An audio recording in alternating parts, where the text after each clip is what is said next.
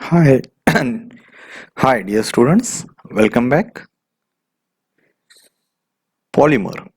This is our next video on polymer.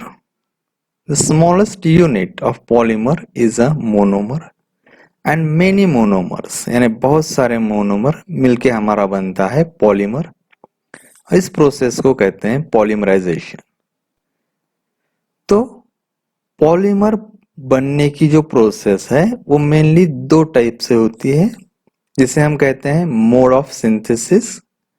वो दो तरीके मेनली होते हैं एडिशन पॉलीमराइजेशन, या जिसे हम कहते हैं chain growth polymerization, and second condensation polymerization, जिसे हम कहते हैं step growth polymerisation.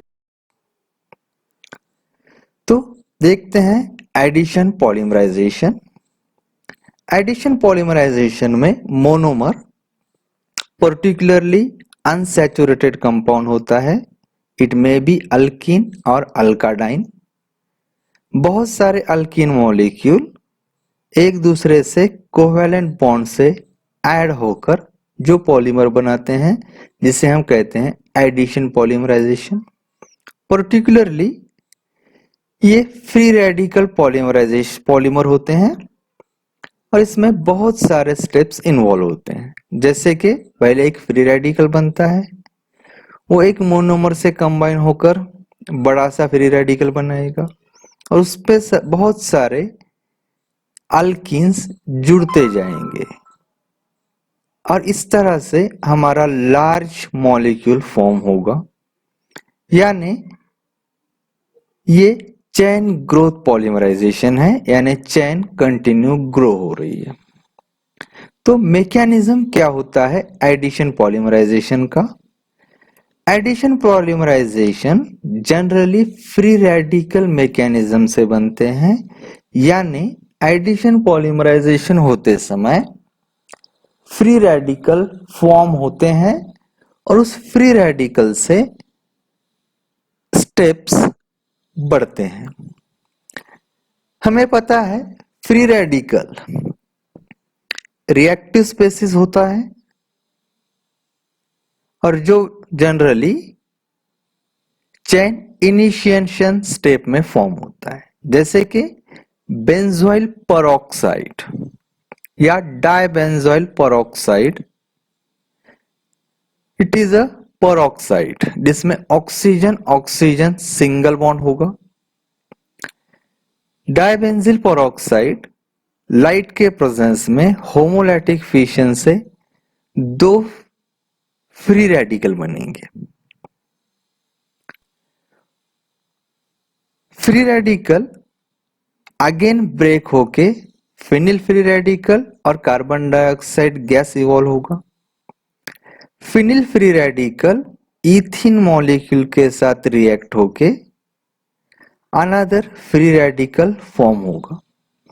Next step जिसे हम कहते हैं chain propagation step. Chain propagation step में पहले बना हुआ फ्री रेडिकल फिर से रिएक्ट होगा इथीन के अनदर मॉलिक्यूल से और बनेगा लार्जर फ्री रेडिकल। इसी तरह से लार्जर फ्री रेडिकल और नेक्स्ट इथीन मॉलिक्यूल से रिएक्ट होगा और इस तरह से चेन ग्रो होती रहेगी जब तक के इथीन मॉलिक्यूल खत्म नहीं होते। और लास्ट स्टेप जिसे हम कहते हैं चेन टर्मिनेशन स्टेप। तो चेन टर्मिनेशन स्टेप में दो फ्री रेडिकल चेन आपस में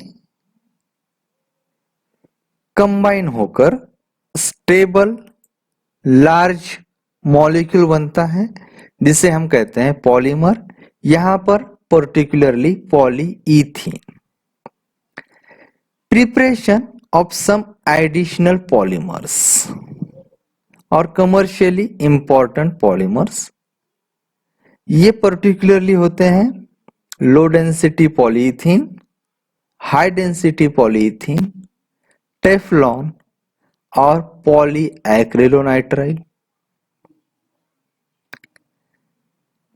फर्स्ट, लो डेंसिटी पॉलीइथीन, या जिसे हम शॉर्ट में LDPE भी कहते हैं।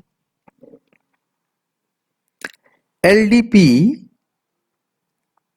बनाने के लिए ethene under pressure at 350 degree Celsius heat करते हैं इन the presence of catalyst.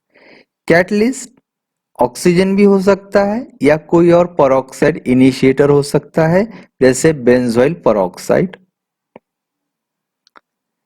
LDPE बनाने के लिए ethene reacted at high temperature and pressure form LDPE. Particularly LDPE highly branch structure होता है और ब्रांच रहने की वजह से इनमें इंटरमोलिकुलर फोर्स कम होता है, जिसके वजह से इसकी डेंसिटी कम होती है और ये पर्टिकुलरली सॉफ्ट पॉलीमर होता है। LDPE केमिकली इनर्ट होता है, टफ होता है और ये पुअर कंडक्टर ऑफ इलेक्ट्रिसिटी होता है। इस वजह से LDPE मेनली यूज होता है इलेक्ट्रिक वायरिंग में, बॉटल्स में, टॉयज में और फ्लेक्सिबल पाइप्स में। हाई डेंसिटी पॉलीइथीन, जिसे हम HDPE भी कहते हैं, हाई डेंसिटी पॉलीइथीन बनाने के लिए इथीन मॉलिक्यूल रिएक्ट होता है इन the presence of Ziegler-Natta catalyst at 333 degree kelvin और 6 to 7 एटमॉस्फेरिक प्रेशर में। Ziegler-Natta catalyst होता है कॉम्प्लेक्स ऑफ टिटेनियम टेट्राक्लोराइड और ट्राईइथिल aluminium.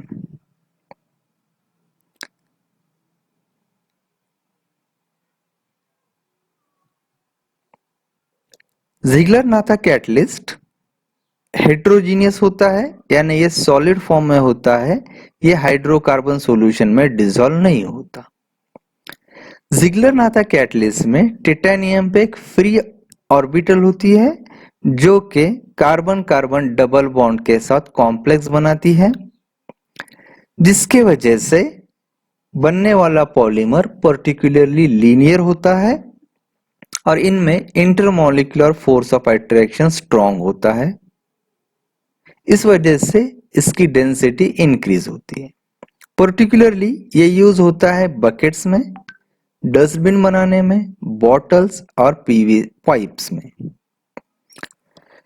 Next polymer that is the Teflon. Teflon addition polymer है।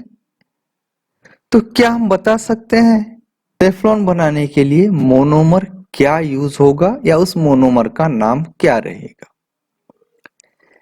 जैसे कि टेफ्लॉन का स्ट्रक्चर्स दिया हुआ है, तो उस पर से हम उसका मोनोमर निकाल सकते हैं जो होगा टेट्राफ्लोरोईथीन।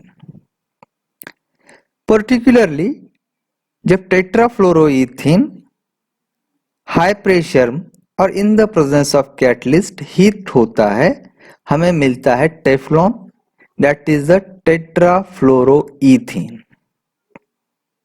पर्टिकुलरली हम पर सल्फेट कैटलिस्ट यूज करते हैं टेफ्लॉन बनाने के लिए। टेफ्लॉन केमिकली इनर्ट होता है और ये करोसिव सब्सटेंस से बच जाता है। पर्टिकुलरली टेफ्लॉन यूज होता है गैस्केट बनाने में, टेफ्लॉन सील्स बनाने में और मेनली नॉन स्टिक पैन में। टेफ्लॉन डिकम्पोज होता है एट 300 डिग्री सेल्सियस। इस वजह से टेफ्लॉन कोटेड पैन को हाई टेम्परेचर पे और क्रैश नहीं करते। नेक्स्ट पॉलीमर पॉलीएक्रिलोनाइट्राइल, जिसे हम पैन भी कहते हैं। पॉलीएक्रिलोनाइट्राइल बनाने के लिए मोनोमर एक्रिलोनाइट्राइल हीट करते हैं इन द प्रेजेंस ऑफ पेरोक्साइड, तो हमें मिलता है पॉलीएक्रिलोनाइट्राइल। कमर्शियली ये इंपॉर्टेंट है क्योंकि इससे एक्रिलिक फाइबर बनता है जिसे हम आर्लॉन भी कहते हैं, जो कि सॉफ्ट होता है, फ्लेक्सिबल होता है। इस वजह से पैन या पॉलीएक्रिलोनाइट्राइल यूज होता है स्वेटर बनाने के लिए या आर्टिफिशियल ऊल का काम करता है। पर्टिकुलरली ये रेजिस्ट करता है स्टेन को, केमिकल को, इंसेक्ट्स को और फंगाई को। Can you write the chemical equation that represent the formation of polystyrene? Polystyrene बनाने का इक्वेशन। तो polystyrene is a next addition polymer जो बनता है स्टायरीन को हीट करने के बाद, जिसे हम स्टाइफॉर्म भी कहते हैं। तो these are the addition polymers. Thank you.